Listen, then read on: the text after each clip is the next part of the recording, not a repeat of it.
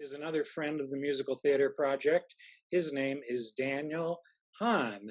And I happen to know that Daniel had never seen this movie before, but he really liked it. So, Daniel, you can tell us why. Oh, thanks, Bill. I love this movie. I've got the background right there just to prove it. Um, y- Yeah. we all watched it together. A couple things I would say. First, regarding the hobo dance with Fred Astaire and Judy Garland, I would actually defend Fred Astaire for a moment if I would, because I actually think that it's in character for him to be a little less free flowing than Judy Garland, who just, boy, the second she's on that stage, you just look in her eyes for one moment and Yeah. it is all right there. She's flawless. And Fred, he's a little more reserved, but why wouldn't he be in Yeah. that for the first time we see him in there? I think for me, he's perfectly in character and it's a perfect number in every way. Yes. The second point I would make is that I think the talent, nuance for nuance, frame for frame, whether someone is playing the taxi cab driver who looks like they just came out of, central casting, to the waiter with that glorious number, that song that they gave him. Even every background character is just exquisitely performed. And the question that I had is, when I was looking at the, and I'll try to hold this up to the camera there. But this is the official preview. There's a thing that says "Welcome back, Judy Wow. Garland," and I wondered what they meant by "Welcome back," where she might have been that it merited that. And Yeah. that's Yeah. Well, I don't know. This is why I need a co-host who might know. She had done an MGM movie that maybe you've seen. It's a real cult film.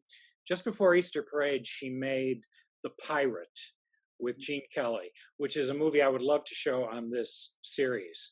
But she was still she was having her own nervous troubles on The Pirate, but they didn't lose faith in her, and she did Easter Parade.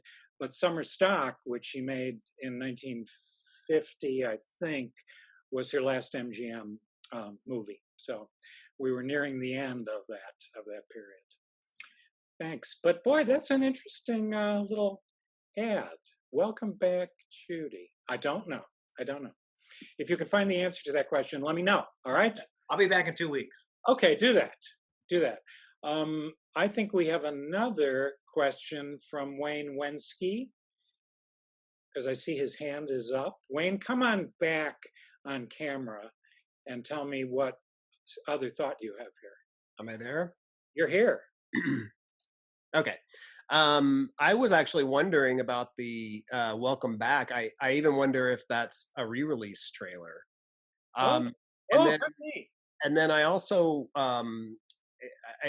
it just popped into my head about a couple of years ago, there was a book came out about the director of this film, Charles Walters. Yes. And it was, this film, Easter Parade, was a real coup for him. It was. He had just made, I think his biggest credit at that point had been that he had just directed Good News.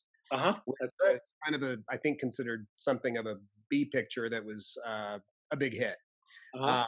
So that he got this kind of plum part, or this plum gig. But the thing, and he got along famously with Judy Garland. And I guess she was in such a good place at this point in her life or career that she was actually doing reshoots on The Pirate while they were shooting Easter. Yes, that's correct. And which was something that surprised me, because before this chat, I did kind of go back and look through that chapter a little bit in the book. But so Wayne, can you imagine that Garland was going back and forth between Gene Kelly and Fred Astaire at the age of 25? Yeah, and her and Vincent Minnelli. And Vincent Minnelli, directing The Pirate, and had kind of been forbidden from working with her after The Pirate because they had a bad experience on that, or their marriage was failing at that point. Yep. But she was in a pretty good place, so much so that Charles Walters was really happy to work with her again on Summer Stock. but Hmm. that experience was so bad because she was kind of at a point where she was in a very bad place that then he was assigned royal wedding with her and pulled out. Yeah, He pulled out, and it was like, and he didn't want to. He just didn't want to go there. yeah, Uh, but then he pulled out, and then of course she ended up not doing the yeah, film. yeah. So yeah, Yeah, there was a lot of traffic going back and forth yeah, at in those days, wasn't there? yeah. But as long as you brought up Charles Walters, if I may, I just want to underline his importance in another way. Because I mentioned in the preview the whole idea of pacing.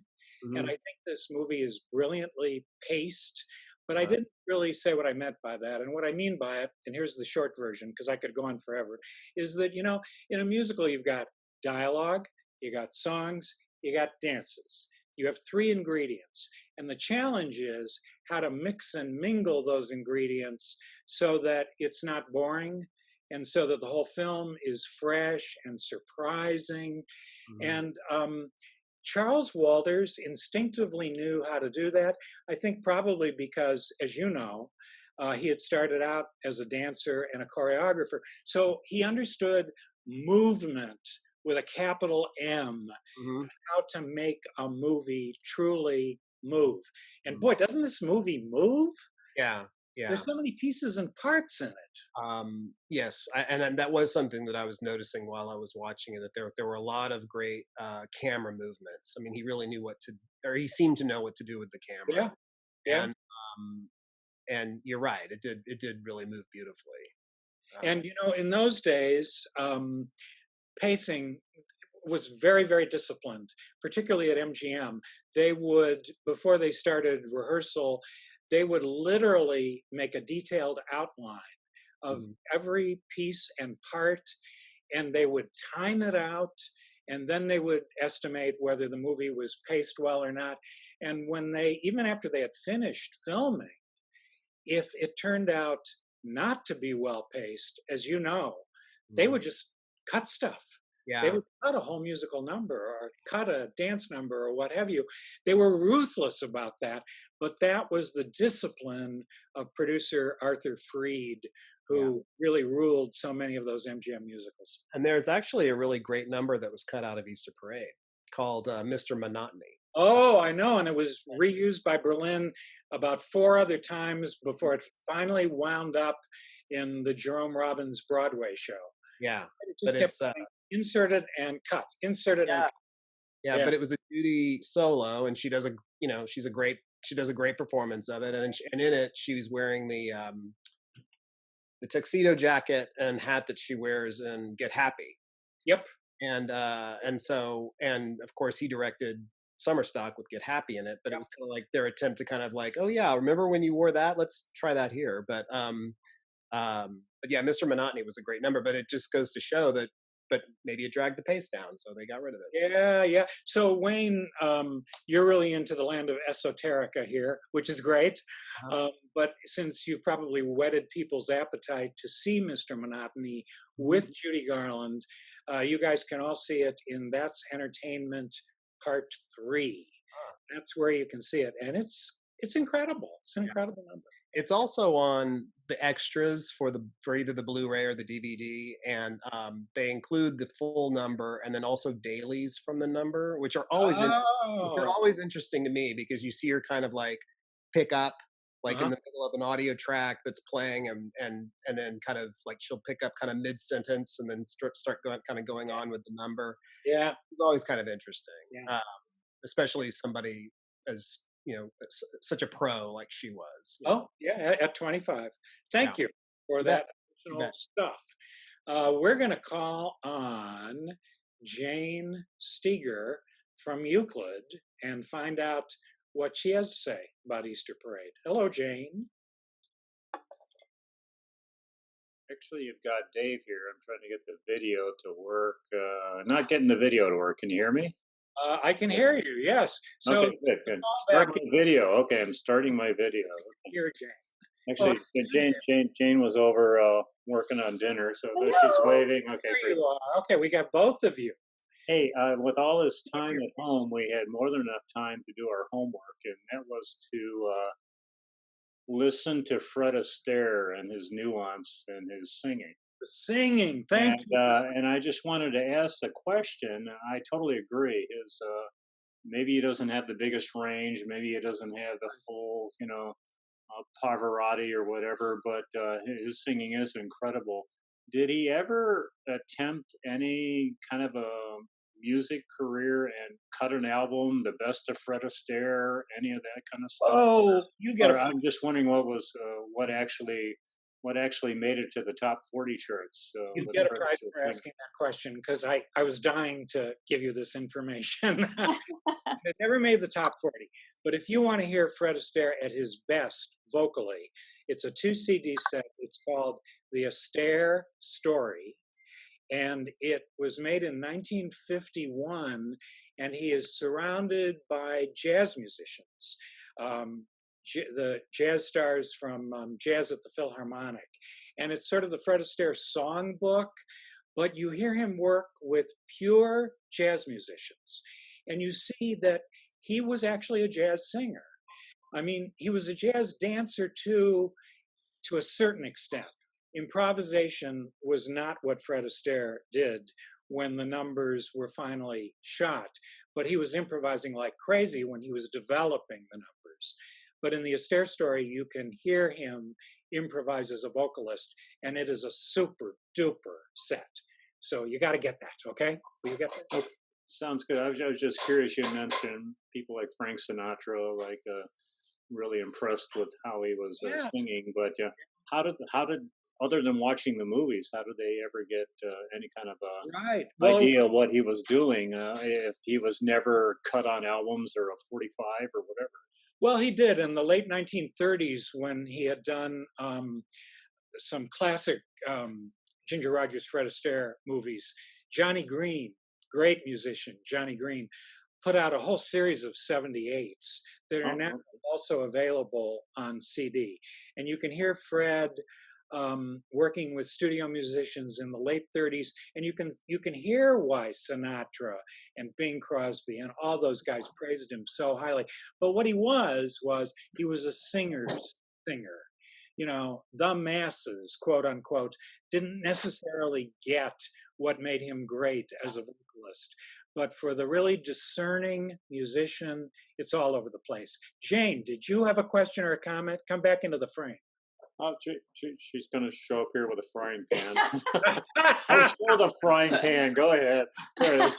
Oh, geez. I'm making dinner. My question was the entire movie shot in a back lot, or was there any location shots like New York As City? far as I know, it was all in the back lot. Wow, that last scene is so impressive.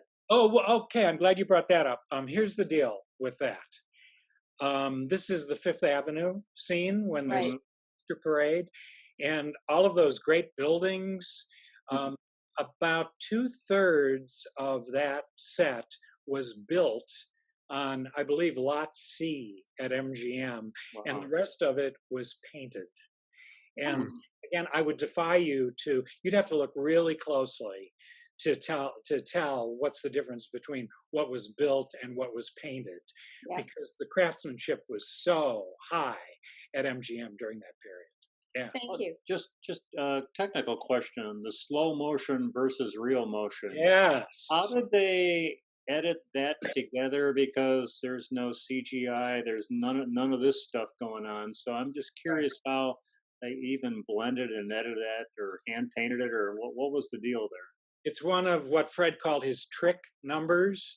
In Royal Wedding, we saw him dance on the walls and on the ceiling, which I love that number because I think it really relates to the movie directly. This, not so much, but it's still great. And here's how they did it. He recorded the number, he filmed the number first at the proper speed. That was what first happened. And then the singing and dancing chorus, they did it in the real time. But then Fred's dance routine was turned into slow-mo in a way that would synchronize with what was going on by the singing and dancing chorus.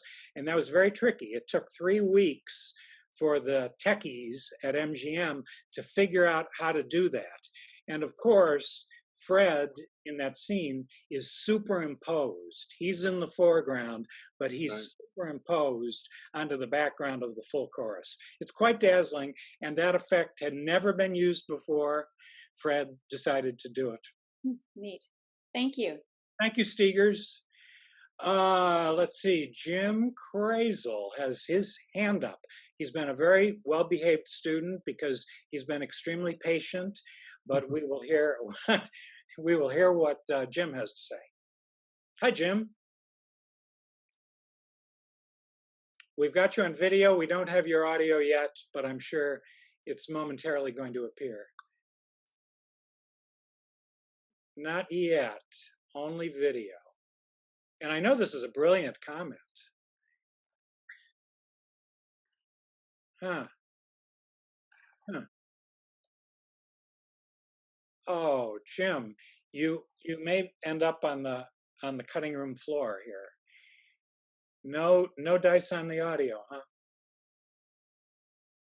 Okay, we'll give it 3 more seconds. 1, 2. I'm sorry. Maybe a little later we can try again with you. But thanks for trying. Okay. The Amsels are back. Judy and Bruce. First time around, we heard from Bruce. Maybe it's going to be Judy this time. Is there a chance of that? Come on, Amsels. Get on camera.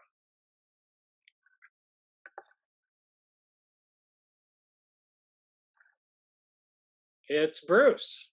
Hi, Bruce. Yeah, Judy hates to be on camera. Oh, it's too bad. I had heard on a radio show, possibly Fresh Air, many years ago, Yeah. that in Fred Astaire's personal collection of his films, he cut out all the parts where he sang. In his personal collection?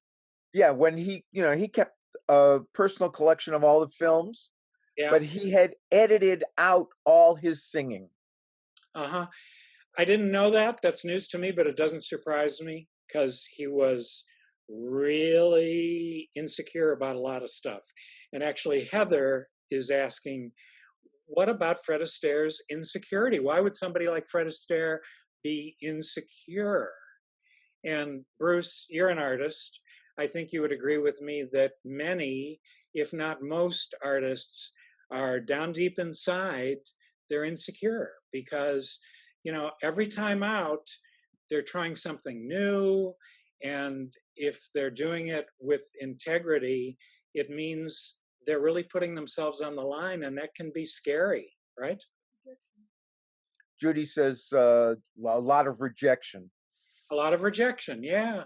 But Fred Astaire, whenever I share that story about how Fred Astaire said to Alan J. Lerner, "Won't somebody ever tell me that I can't dance?"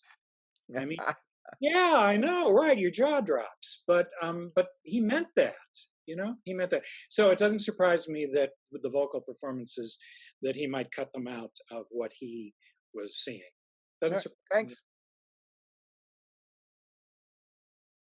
Yep, you still with us? I'm there. Okay. Yeah. But you answered my question. Okay, good. No, there's Bob. Yeah. Okay. Goodbye. Goodbye to Bruce. Hello to Bob Knoll. Yes, I have a question, Bill, and that concerns the fact that Fred Astaire was a perfectionist in every way, but yet he was working with Judy Garland. It Yes. seemed that would be quite a mix. And how did he deal with her when they're making this movie? I'm glad you asked. He dealt with her gorgeously. He loved working with her because she had a certain kind of spontaneity that he really responded to.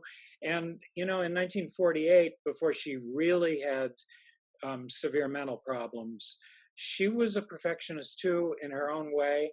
And she was just as willing as Fred was to do take after take after take after take. So they were a great team, and I think all of us who love that MGM period just wish that they had made more movies together, don't you? Yes, very much so. Yeah. There's a certain chemistry there, There definitely. was a great chemistry, Yeah. even though there was a 25-year age difference between the two of them. Yeah. Thanks, Bob. Thank you. I think we're going to try Jim Crazel one more time and see if we can get some audio from him. Can we hear you this time, Jim? No. Oh, no. I'm sorry. And you have such a good visual presence on the screen. Well, send me an email with your question, okay? And I will answer it. Sorry. Let's see here. I don't see any more hands up, and yet there are all these participants. You guys, you're so shy. Oh, okay, here comes Heather Meeker, who happens to work with the Musical Theater Project, but we will not disqualify her. Hello, Heather. It's not Heather. It is Heather. It is Heather Meeker. Glad you're not going to disqualify me. So my question actually has to deal with Judy too, because I read that they actually there were some things that they were going to try to work on together subsequent to this, and they just couldn't get it to work out, especially given Judy's illnesses and stress levels. And she had her own share of just general insecurity, from what I understand, Yep. and totally channeled that for this role, especially as she was learning how to dance and in the wonderful couple of numbers early on. And I wonder if you could talk a little bit, because for a story that isn't so big on plot or character development, there is actually a fair amount that Judy's able to do, I think, because she might have been able to relate a little bit. Could you talk a little bit about that? I don't know a whole lot about it, but I do know that when they first started working together, she was very intimidated by the fact that she was going to share the screen with Fred Astaire. But he did everything he could to make her feel comfortable. And I think you can see in the final footage, she is. I mean, I don't see anything in this movie that would demonstrate that she's not totally at home with a guy 25 years older than she was, right? She totally holds her own, don't you think?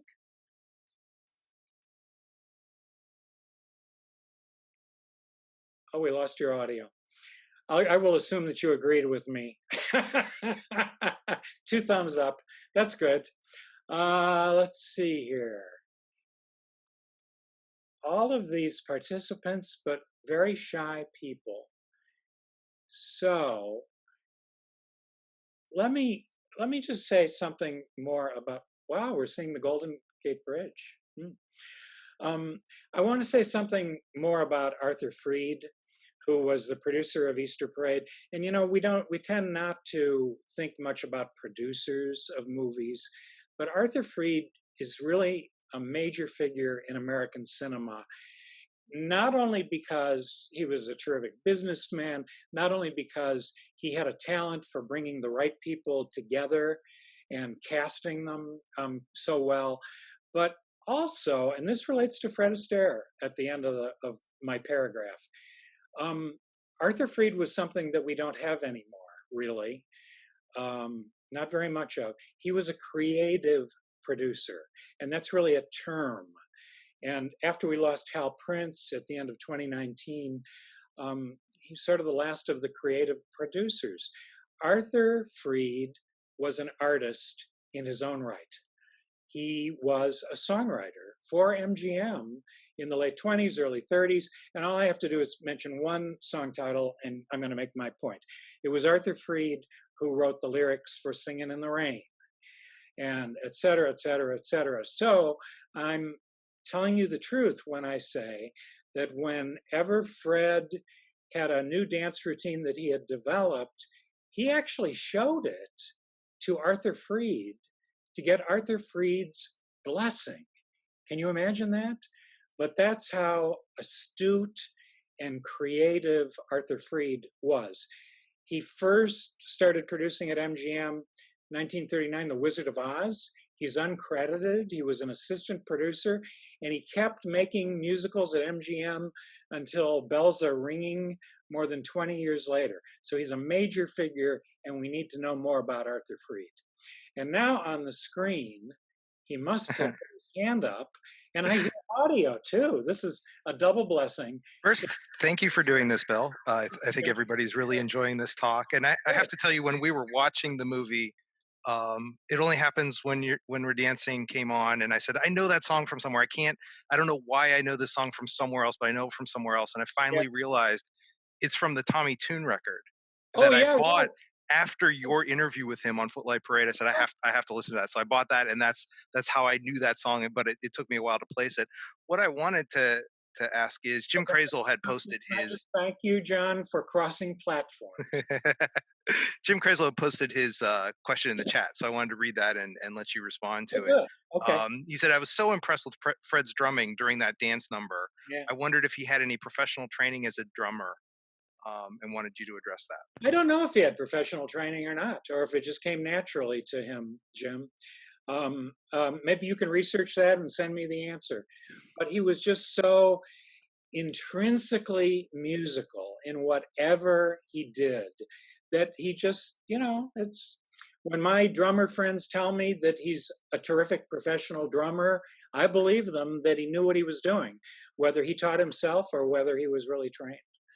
Kind of interesting. Thank you, Jim. Thank you. Thank you. By the way, I figured it out. It was entirely my fault. You would think after all these Zoom meetings and everything. So, hey, this is great, Bill, and this really is wonderful. It's I love this new format, and I hope we continue this for many weeks. Thank you so much. This is great. Thank you, Jim, and it's so great we've got audience interaction more than we did 2 weeks ago. And I know we're going to wind up in a few minutes, but I can never resist a question from Daniel Hahn. So we're going to bring him back. He always asks really smart questions. I'm putting you on the spot, Daniel. What do you want? We hadn't mentioned Peter Lawford, and I thought, he did such an exquisite job in this film, and I don't think it's an easy role to pull off. Between those two leading ladies, if you will. I just didn't know if you had any insights or any stories to share about his work in this film that might not be obvious just to those of us who watched it one time. I don't. It's just that it's surprising to many people, since we know Peter Lawford as a member in good standing of the Rat Pack, that he actually began by doing MGM movie musicals. And Fellow with an Umbrella, is there a more charming number than that? Yeah, that was terrific. That whole piece, the way he, gets her out into the rain, and she's got the even just acting, the drama back and forth between those two. There was chemistry between every single important relationship in this film, which wasn't necessarily the case in our last film. But here, the chemistry between the leads was just spot on. I totally agree. He's wonderful in this film. Yeah. Thanks, Daniel. So we're getting to wrap up time here, and I want to tell you what's next on our series, Let's Go to the Movies.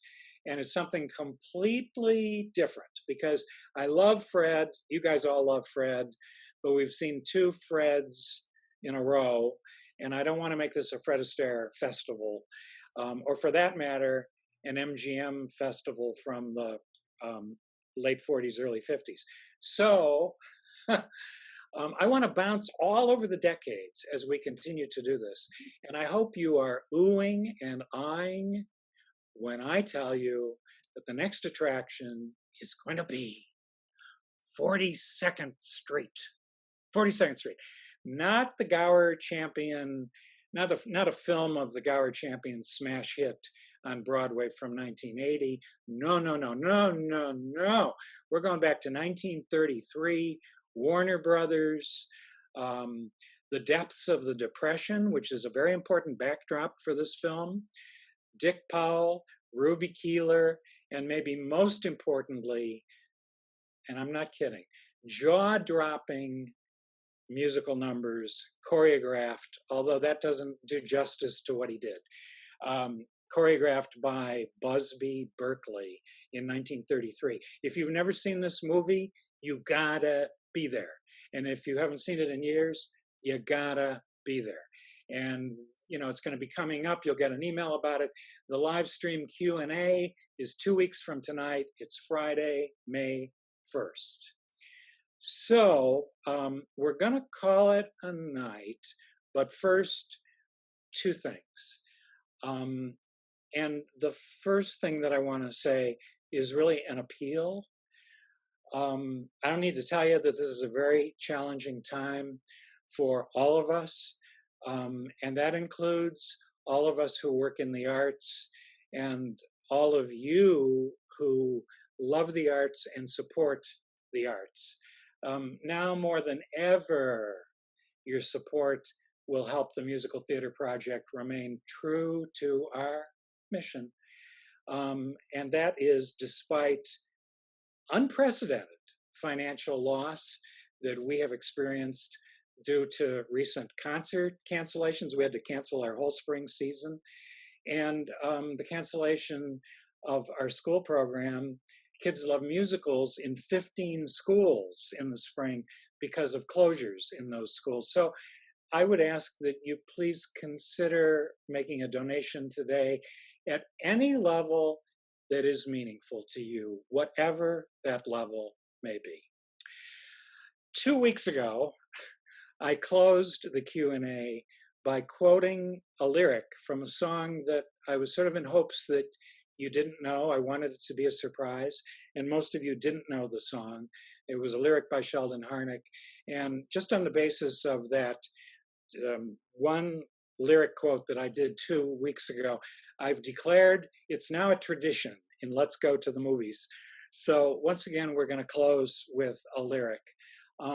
These are a few lines, just a few lines from a very socially conscious 1949 Broadway musical. Many of you may know it. The musical is Lost in the Stars.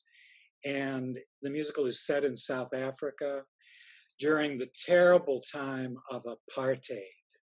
But you don't need to know that to appreciate these lines.